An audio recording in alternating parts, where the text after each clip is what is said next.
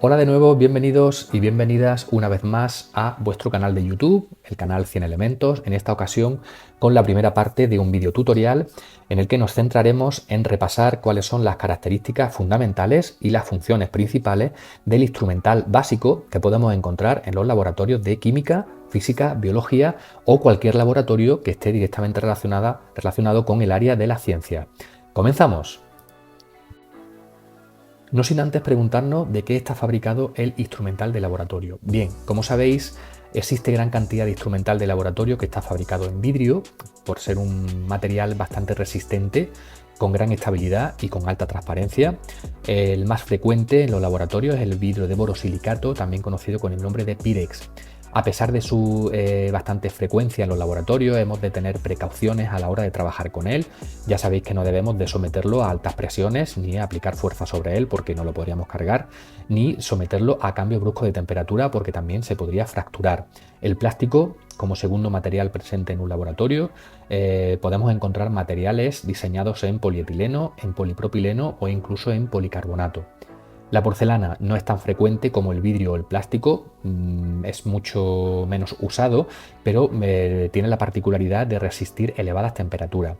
Es bastante resistente a los golpes, sobre todo la porcelana que está sin vidriar, que es con la que normalmente trabajaremos dentro de los laboratorios.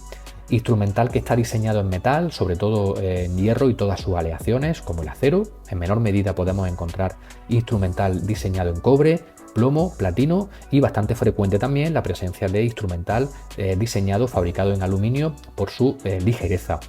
La madera menos frecuente y el corcho menos frecuente que el plástico, porcelana, vidrio y metal. En madera podemos encontrar pinzas para tubos de ensayo y en corcho podemos encontrar algún tapón para matraz y poco más.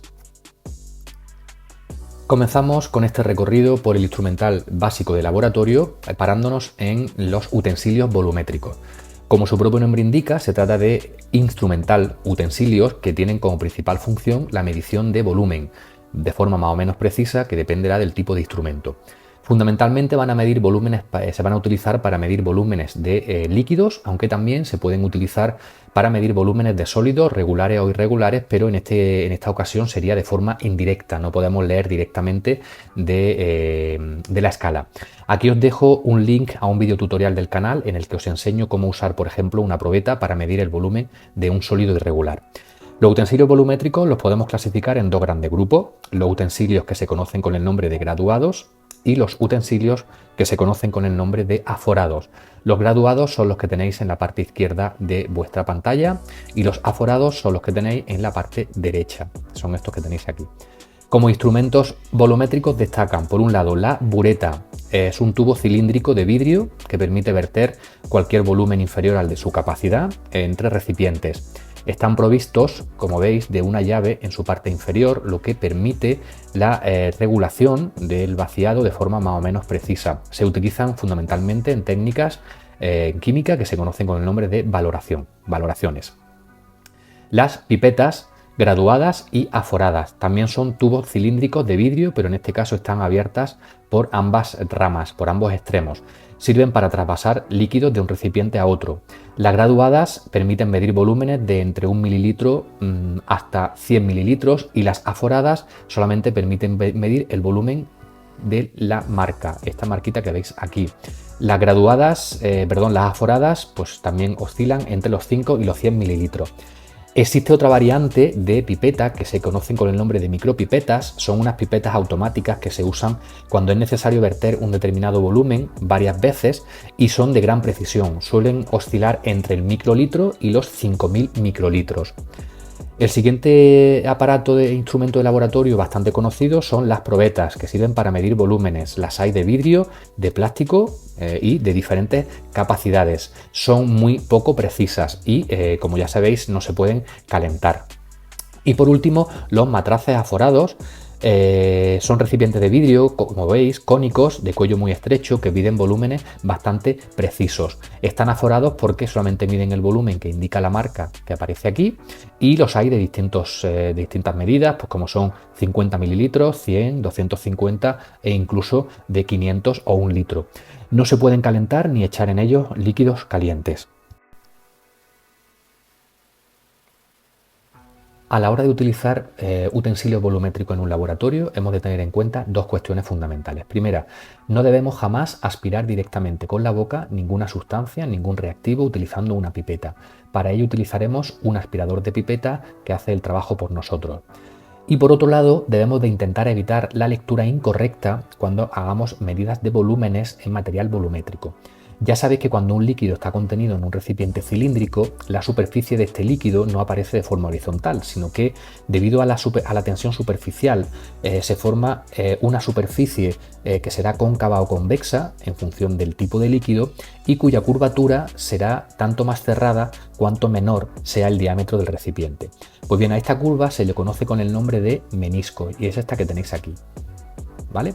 Cuando se midan volúmenes en recipientes cilíndricos, el valor del volumen será el que determine la división de la escala que coincida con la base del menisco, es decir, esta.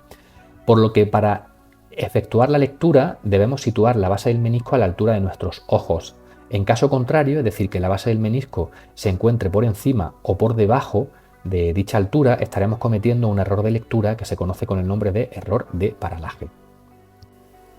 Continuamos con el segundo tipo de utensilios frecuentes en un laboratorio, que son aquellos que tienen como principal finalidad ser usados como recipientes, bien como contenedores de sustancias, como recipientes, aunque también se pueden utilizar para realizar ciertas mezclas, disoluciones o alguna reacción particular. Son el matraz Erlenmeyer, que ya todos conocéis, es un utensilio que está fabricado en vidrio, que se emplea fundamentalmente para contener sustancias. Los hay de varias capacidades, por lo que suelen estar graduados, pero son bastante imprecisos en la lectura. No se utilizan normalmente como material volumétrico. Tienen forma cónica, como estáis viendo, para poder agitar vigorosamente la mezcla que hay dentro y evitar así la proyección o la salida de líquido desde su interior hacia el exterior. Los matraces de fondo redondo, también conocidos con el nombre de matraz balón, o los matraces de fondo plano, no suelen estar graduados, suelen estar también fabricados en vidrio. Se suelen utilizar fundamentalmente para hacer destilaciones y se pueden calentar sin ningún tipo de problema. Los vasos de precipitado son también recipientes fabricados en vidrio, tienen fondo plano, suelen también estar graduados, pero al igual que los matraces Erlenmeyer suelen ser bastante imprecisos, se pueden calentar y sirven para trasvasar líquidos de un recipiente a otro porque disponen en la parte superior, como estáis viendo aquí, de un pequeño pico que ayuda al trasvase, que ayuda al vertido. Los tubos de ensayo sirven para hacer pequeños experimentos, pequeños ensayos, no suelen estar graduados, se pueden calentar, suelen tener fondo esférico y los suele haber normalmente fabricados en vidrio, aunque también los solemos encontrar en plástico. Y por último, el frasco lavador, que es este que tenéis aquí, es un recipiente que se utiliza para contener exclusivamente agua destilada, suele ser de plástico y no debe nunca contener otro tipo de disoluciones. Se emplea para dar el último enjuague a todo el material de vidrio pues después del lavado.